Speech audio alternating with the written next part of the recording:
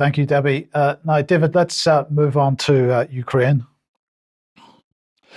Yeah, so I think a significant piece of news here. We've got the Telegraph reporting a Russian submarine has been hit by a British-supplied Storm Shadow missile.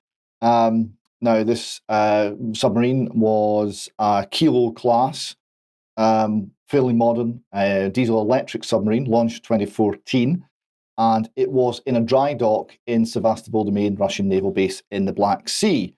There was an attack that came in two main waves, comprising Storm Shadow missiles plus some drones.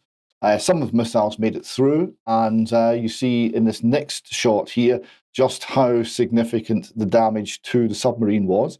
It's a complete write-off. This will be not rebuilt or repaired. This will be scrapped. And there was also a large assault landing craft type ship, very severely damaged as well in the adjoining dry dock. One more shot of the damage you see. So it's been hit by at least two missiles. And the point I want to make here is this is the first piece of strategically important success by the Ukrainian western side.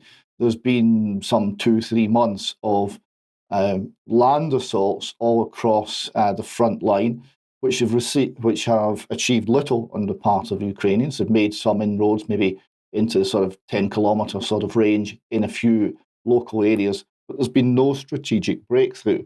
If this is now evidence that Ukrainians are able to deny Russia the use of Sevastopol as a naval base and are able to deny much of the Black Sea, perhaps, to the Russian Navy, that is a strategic shift and the first strategic victory, you might say, to the Ukrainian and Western side in the war. And of course, this is based on Western high-tech equipment, principally, supplied in this case by Britain. We'll see how Russia responds. Well, it's interesting, though, because actually the Ukrainians denied that it was Storm Shadow missiles. And so there's a bit of confusion about that. So that was the Zelensky's advisor, Polodisk, if I pronounce Podolisk, I'm not sure about the pronunciation of his name, was absolutely determined. We are using Ukrainian equipment and weapons for this purpose, is what he said. So